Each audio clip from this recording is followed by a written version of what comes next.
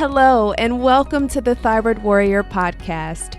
I'm Ebony, and I'm here as your wellness facilitator. I'm going to be sharing my experiences in managing Hashimoto's disease, and I really hope that it'll help you on your personal journey. Keep in mind, however, this does not substitute as medical advice. It is only for your information and motivational purposes only. Now, let's get started. Hello, friends. We are going to finish out this series by talking about essential oils that you would use either in your pregnancy or even around small children. And I want to combine these two topics because they kind of go hand in hand. But first things first, again, always remember that you want to consider obtaining your essential oils from a reputable source. Remember that you want to pay very close attention to the botanical name. You want to make sure that your essential oil is 100% pure and unadulterated. Companies that I like are Plant Therapy, Pranarom, and even Simpler's Botanicals.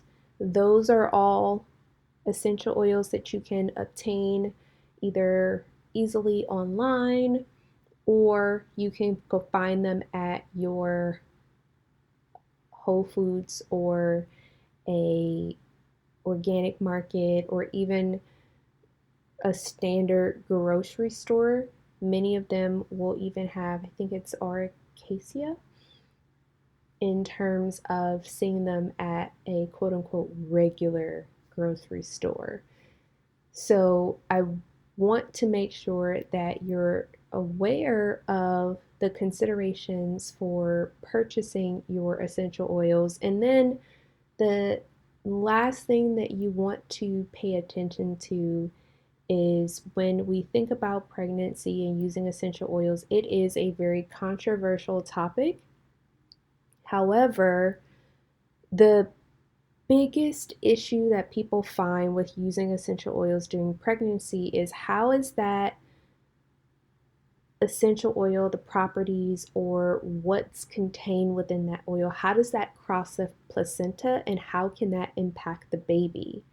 So what we have to consider is not necessarily that there's a risk to the baby itself, but we want to understand the level of toxicity. And because a lot of people, when they're using essential oils, they don't know how to dilute them. They don't know which essential oils are considered medium strength or which ones are more gentle to use. And that is when we also run into issues of toxicity and doing that unknowingly. And there are a lot of people that are definitely okay with using essential oils in the first trimester, and others just say stay far away from it. So personally, I am going to err on the side of caution. Again, always talk to your doctor when you're using something alternative just to make sure and be 110% cautious.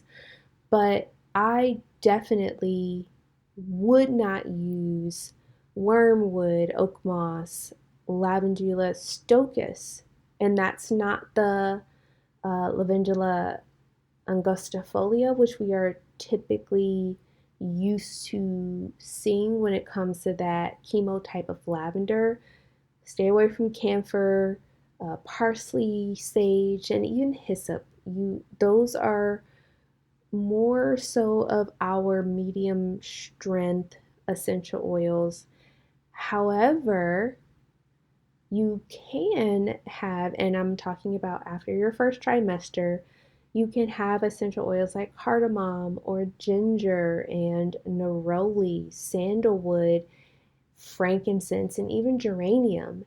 And I want to make sure that you're not actually consuming those essential oils either during this time, unless you're seeing a naturopath and you and that naturopath have had that conversation about what's appropriate for you and what isn't.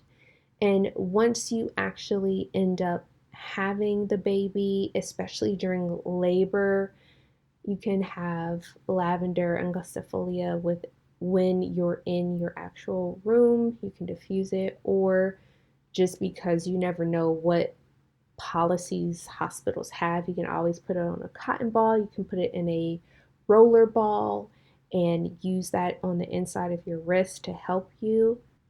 And there are just a lot of different options. Now, once you actually have the baby at your home, there are different things that you can do in terms of having a sitz bath and all that stuff. Just again, be careful with essential oils when you're breastfeeding, especially. And you want to make sure that you are paying attention to those safety data sheets. And I talked about that in one of the earlier episodes so that you can be very conscious and aware of what's in your essential oils and how to really and truly use them appropriately.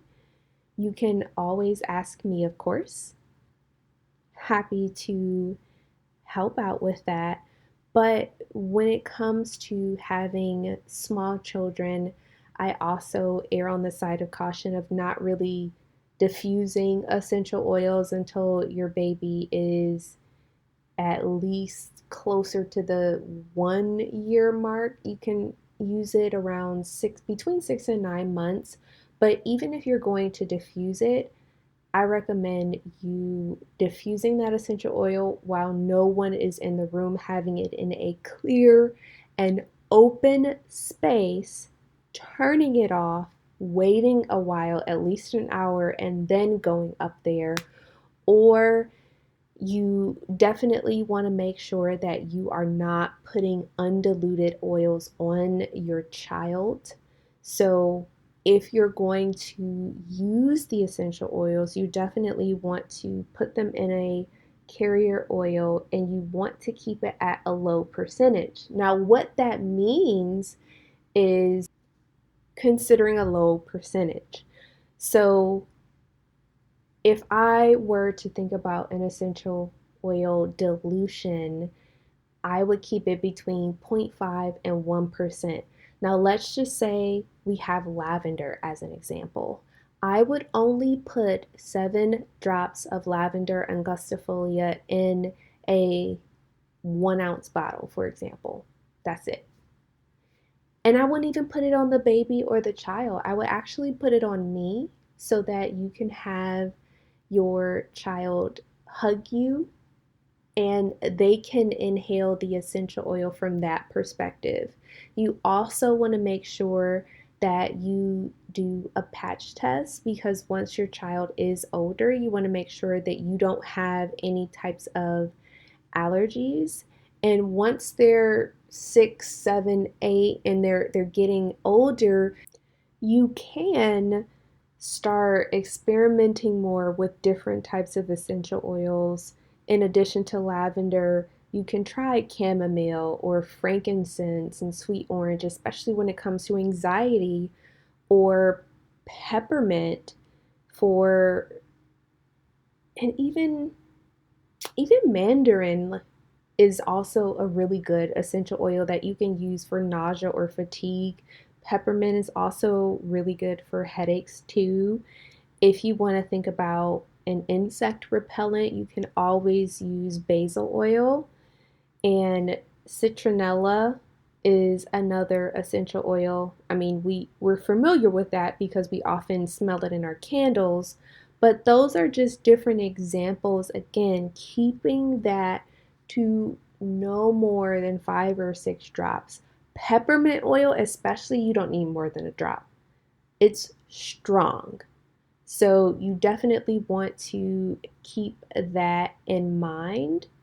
And you can also use an aroma stick basically, or an inhaler, and it kind of, I don't know if you guys have ever used a Vicks Vapor Rub stick where the Vicks is, it's in cotton inside a plastic tube and you kind of stick that up your nose. Well, an inhaler from an essential oil perspective works similar to that, but you don't actually stick it up your nose. So basically what you would do is put, let's say for example, I want to create a blend for allergies. I would put, let's say, 3 to 4 drops of lavender angustifolia in a bowl. I would put 3 to 4 drops of sweet orange oil in a bowl, and then 1 drop of peppermint. I would take that cotton tube and absorb the essential oils in it, and then I would put it in the plastic applicator, twist it, and there's an opening at the top of it, and you can smell the essential oils that way.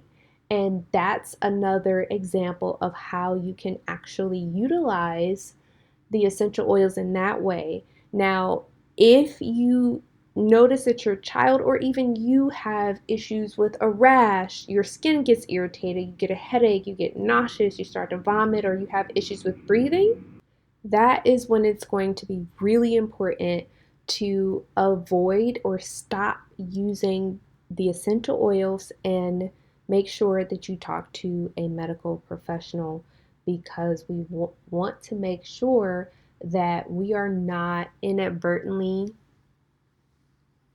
creating an immune response that we can't reverse.